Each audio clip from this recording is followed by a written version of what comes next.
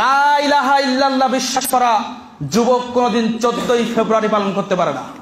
একমাত্র জন্মের উপরে ভিত্তি করে যারা মুসলিম, যাদের ভিতরে কোনো আহকাম আরকান নেই, ইসলামের কোনো বিধিবিধান নেই, তারাই 14ই ফেব্রুয়ারি পালন করে।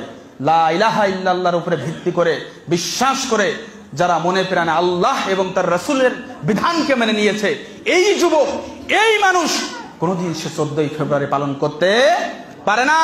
14ই ফেব্রুয়ারি পালন করার ফলাফল, 14ই ফেব্রুয়ারির পালন করার ফলাফল আজকে অবিবাহিত একটা মেয়ের গর্ভপাত। 14ই ফেব্রুয়ারি পালন করার ফলাফল আজকে নর্দমায় মানুষের সন্তান। 14ই ফেব্রুয়ারি পালন করার ফলাফল হচ্ছে একটা নিকৃষ্ট রাস্তার কুকুরের মুখে মানুষের সন্তান। এসবই হচ্ছে 14ই ফেব্রুয়ারি পালন করার ফল। 14ই ফেব্রুয়ারিতে রোজ ডে, কিস ডে, আবার কি কি ডে যেন আছে ভাই, কি কি ডে আছে আমার মনে নেই, এক এক দিন একটা একটা ডে, প্রপোজ ডে, এই ডে, হ্যাঁ hug day, hug day, hug day বলে। তো হাক ডে, এই ডে বাই ডে পালন করতে করতে একটা সময় ফাইনাল ডেতে পৌঁছে যায়। আর যখনই ওই যুবক ফাইনাল ডেতে পৌঁছে যায়, ঠিক তখনই তার মাধ্যমে অবৈধ সন্তানের জন্ম হয়। আর ওই অবৈধ সন্তানকে একজন মা, একজন নিকৃষ্ট ব্যভিচারিণী, সে হত্যা করে লোক লজ্জার ভয়ে সে নিকৃষ্ট নর্দমা, পোছা নর্দমায় ফেলে দিয়ে আসে। আরে আরবের যুগে, জাহিলিয়াতের যুগে শুনেছি একজন ব্যক্তির যদি কন্যা সন্তান হতো, লজ্জায় লজ্জায় লাল হয়ে যেত, লোক চক্ষুর অন্তরালে ঢেকে নিয়ে তাকে মরুভূমির বুকে পুঁতে রেখে আসতো, কাউকে কিছু বলতো না, কাউকে কিছু জানতে দিত না। আগেকার আমলের মানুষের, সেই জাহিলি যুগে মানুষের লজ্জা ছিল, তাদের ভিতরে হায়া ছিল, তাদের ভিতরে ন্যূনতম লজ্জা ছিল। আমরা কোন যুগে এসেছি? এই 21শ শতাব্দীর যুবকের মধ্যে কেন হায়া নেই? এই 21শ শতাব্দীর যুবকের মধ্যে কেন লজ্জা নেই? আমাদের লজ্জা কেন আমরা বেঁচে খেয়েছি? আল হায়া ওয়ালা ইয়াত ইল্লা বিখাইর। একজন ব্যক্তির লজ্জাশীলতা কল্যাণ ছাড়া কিছু বয়ে আনতে পারে না। আজকের যুবকের মধ্যে কল্যাণ নেই, যুবতীর মধ্যে কল্যাণ নেই, মানুষের মধ্যে কল্যাণ নেই। আজকে মুসলিমের ঘরে কল্যাণ নেই, আজকে মুসলিমের পরিবারে কল্যাণ নেই, মুসলিম সমাজে কল্যাণ নেই, আজকে আহলে হাদিসের ঘরেও কল্যাণ নেই। কল্যাণ অনেক আগে উঠে গেছে। কেন? আমাদের মধ্যে লজ্জা নেই, আমরা লজ্জা লালন করি না। আল্লাহু আকবার। কোন এক যুগে আমরা পড়ে আছি? 14ই ফেব্রুয়ারি পালন করো। কে ঠেকাবে? কে ঠেকাবে? এই নর্দমায় মানুষের সন্তানকে যে হত্যা করা হলো, তুমি কি জানো? তুমি কি জানো একজন সন্তান যখন পৃথিবীর বুকে আসে তখন সে মুসলিম হয়ে জন্মায়? তুমি কি জানো একজন সন্তান যখন দুনিয়ার মধ্যে আসে তখন সে একজন মুসলিম হয়ে জন্মায়? তুমি কি জানো একজন সন্তান যখন দুনিয়ার বুকে আসে তখন সে ইসলামী ফিতরাতের উপরে জন্মগ্রহণ করে? তুমি যেই সন্তানকে হত্যা করলে, তুমি যেই সন্তানকে হত্যা করলে, এই সন্তানকে হত্যার অনেক বড় কুফল তোমার জন্য রয়েছে। আল্লাহ সুবহানাহু ওয়া তাআলা বলছেন, ওয়া মান ইয়াকতুল মুমিনাম মুতাআম্মিদান ফাজাযাউ জাহান্নাম। কেউ যদি কোনো ব্যক্তিকে নিরপরাধ ব্যক্তি, কেউ যদি কোনো মুমিন ব্যক্তিকে হত্যা করে, নিরপরাধভাবে হত্যা করে, ফাজাযাউ জাহান্নাম, তার থাকার জায়গা হচ্ছে জাহান্নাম। খালিদান ফিহা, সে সেখানে চিরস্থায়ী ভাবে থাকবে। ওয়াগাযিবাল্লাহু আলাইহি, আল্লাহর ক্রোধ, আল্লাহর রাগ তার উপরে। ওয়ালাআনাহু, আল্লাহর লানত তার উপরে।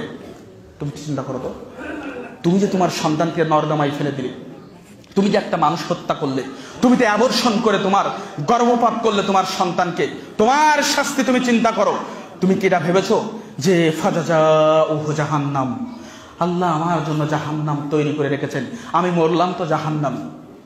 খালিদান ফিহা, কেউ যদি আবর্ষণ করে, কোন যুবক যদি কোন ছোট্ট নবজাতক শিশুকে যদি হত্যা করে, শোনো আল্লাহ বলেছেন ফাজাযাউ জাহান্নাম, তুমি হবা জাহান্নামী। খালিদান ফিহা, তুমি হবা চিরস্থায়ী ভাবে জাহান্নামী। ওয়াগাযিবাল্লাহু আলাইহি, আল্লাহ তোমার উপরে রাগান্বিত, আল্লাহর ক্রোধ তোমার উপরে। ওয়ালাআনাহু, আল্লাহর লানত তোমার উপরে, আল্লাহর অভিশাপ তোমার উপরে। ওয়া আদ্দালাহু আযাবান আযীমা, এবং আল্লাহর কঠিন শাস্তি তোমার উপরে। পাপ করলেন, একটি মানুষ হত্যা করলেন, রাতের আধারে নর্দমায় শিশুরে পুঁতে রেখে আসলেন, বা আবর্ষণ করে সন্তান নষ্ট করে ফেললেন। শাস্তি কত কঠিন! ফাজাযাউ জাহান্নাম, থাকার জায়গা জাহান্নাম। খালিদান ফিহা, চিরস্থায়ী জাহান্নাম। ওয়াগাযিবাল্লাহু আলাইহি, রাগ, ক্রোধ।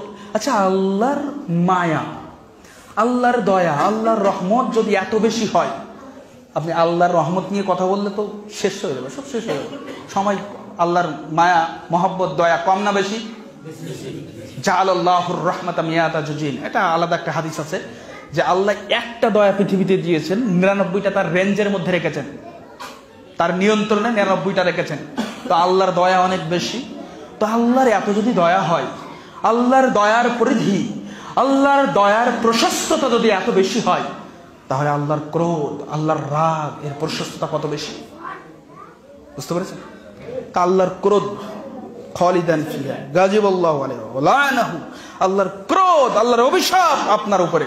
14ই ফেব্রুয়ারি পালন করবা, আপনি তো বুঝবেন না আপনার মেয়ে 14ই ফেব্রুয়ারি কিভাবে এক কান রোজ তারকে দিয়ে দেবে, আপনার ছেলে কিভাবে কেমন করে, কোন বন্ধুর মাধ্যমে। আপনার মেয়ে মনে করছে আপনার বাড়িতে আছে, কোন সমস্যা নাই, কিন্তু রোজিনা খাদিজার মাধ্যমে, পিঙ্কি রিঙ্কির মাধ্যমে, এই ভায়া হতে পৌঁছাবেই গোলাপ ফুল। আপনি বুঝতে পারবেন না, আপনার বোঝারই ক্ষমতা নেই। এখনকার আপডেট যুগ, টেকনোলজির যুগ। আপনার মেয়ে কাঁথার ভিতরে, ঘরের ভিতরে ঘুমিয়ে আছে, সেটকেলে দেওয়া, ওই লেপের ভিতরে বসে ওই যে কম্বলের ভিতরে রোজ দেওয়া হয়ে যাবে, আপনি নিজেও বুঝতে পারবেন না। বুঝতে পেরেছেন প্রিয় ভাই আমার? সুতরাং আপনার যুবক এবং যুবতী সমাজ, আপনার ছেলে এবং মেয়ের চরিত্রে হেফাজত করতে হলে অবশ্যই এই বি জাতীয় যত কালচার রয়েছে, এই কালচার থেকে আমাদেরকে, সন্তানদেরকে ফিরিয়ে আনতে হবে।